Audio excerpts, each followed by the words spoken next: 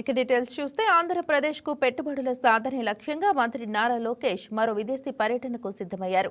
December 6 నుంచి 10వ తేదీ వరకు 5 రోజుల పాటు అమెరికా, కెనడా దేశాల్లో పర్యటించనున్నారు. డిసెంబర్ 6న డల్లాస్లో తెలుగు డయాస్పోరా సమావేశంలో పాల్గొంటారు. 8, 9వ తేదీల్లో శాన్ ఫ్రాన్సిస్కో వేదికగా పలు కంపెనీల ప్రతినిధులతో సమావేశమవుతారు.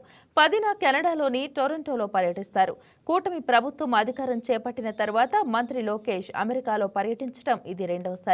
పెట్టుబడుల సాధన కోసం గత 18 నెలల్లో మంత్రి Lokesh America, Davos, Singapore, Australia దేశాల్లో పర్యటించారు.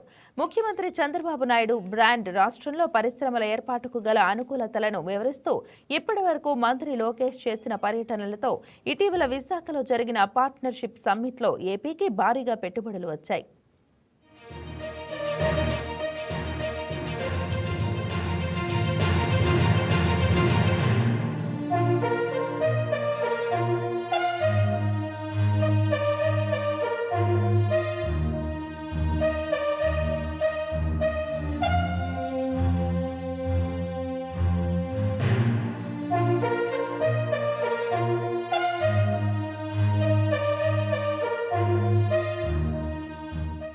ఈ వీడియో మీకు నచ్చినట్లయితే లైక్ చేయండి, షేర్ చేయండి, మా ఛానల్కి సబ్స్క్రైబ్ చేయండి.